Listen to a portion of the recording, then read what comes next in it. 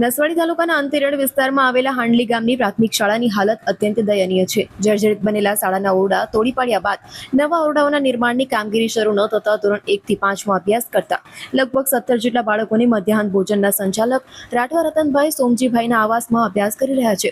આ દ્રશ્ય શિક્ષણ વ્યવસ્થાની ઉપર અનેક સવાલો ઉભા કરી રહી છે.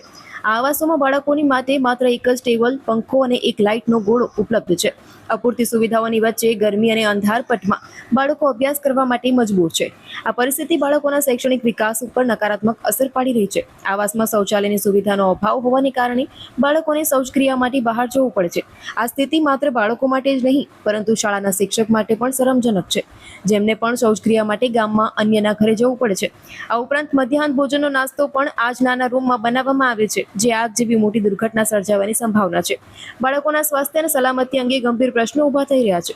આદિવાસી વિસ્તારમાં બાળકો પ્રાથમિક શાળાના એક ઓરડા જેવી મૂળભૂત સુવિધાથી પણ વંચિત રહી ગયા છે. એક તરફ સરકાર વિકાસના ગુણગાન ગાઈ રહી છે, તો બીજી તરફ હાંડલી ગામમાં બાળકોને આવાસમાં બેસી અભ્યાસ કરવો પડી રહ્યો છે, જે વિકાસના દાવાઓની વાસ્તવિકતા દર્શાવે છે. સ્થાનિક પ્રશાસન અને શિક્ષણ વિભાગ દ્વારા આ ગંભીર સમસ્યાની તાત્કાલિક નોંધ લઈ અને બાળકો માટે વહેલી તકે નવા શાળાના ઓરડા બનાવવા પ્રયત્ન કરે તેવી માંગ ઉઠી છે.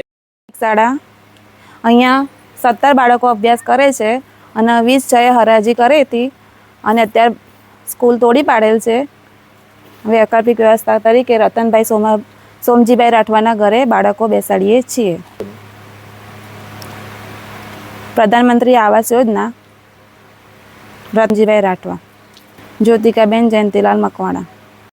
આજરોજ નસવાડી તાલુકાના હાંડલી પ્રાથમિક શાળામાં મુલાકાત દરમિયાન જાણવા મળ્યું કે જૂન મહિનાથી જ્યારે શાળાની શરૂઆત થઈ ત્યારથી બાળકો એક આવાસ ઘરની અંદર ભણવામાં મજબૂર બન્યા છે અને ટીઆરપી સાથે ટેલિફોનિક વાત કરતા જાણવા મળેલ છે કે એપ્રિલ મહિના દરમિયાન શાળાના બાંધકામ માટે જે તે કોન્ટ્રાક્ટરને વર્ક ઓર્ડર આપવામાં આવેલ હોવા છતાં પણ આજ દિન સુધી શાળાનું બાંધકામ ચાલુ કરવામાં આવેલ નથી. અને વધુમાં એ પણ જાણવા મળેલ છે કે ટીઆરપી દ્વારા પણ 2-3 નોટિસો જે તે કોન્ટ્રાક્ટરને આપવા છતાં પણ કોન્ટ્રાક્ટર પોતપોતાની મનમાની કરતા હોય એ રીતના આજ દિન સુધી આ શાળાનું બાંધકામ ચાલુ કરવામાં આવેલ નથી. ત્યારે શિક્ષણની અંદર મોટા મોટા વાયદા અને મોટી મોટી વાતો કરતી સરકાર અહીંયા શું બાળકો માટે શાળાની વ્યવસ્થા તાત્કાલિક ઊભી નથી કરી શકતી? શું બાળકોને આવી જ રીતના અભ્યાસ કરવો પડશે? એક બાજુ આખા તાલુકામાં, આખા જિલ્લાની અંદર શિક્ષકોની એટલી બધી ઘટ છે કે જે અત્યારે નાના નાના બાળકો અભ્યાસ કરી રહ્યા છે તેમાં પૂરતા શિક્ષકો અભ્યાસ માટે નથી. શું આવી જ રીતના બાળકોનો આગળ વધશે કે જ્યાં શિક્ષકો પૂરતા નથી, જ્યાં વિષયો ભણાવનાર પૂરતા શિક્ષકો નથી? 1 થી 8ની શાળા હોય અને એની અંદર પણ 2 થી 3 શિક્ષકો હોય.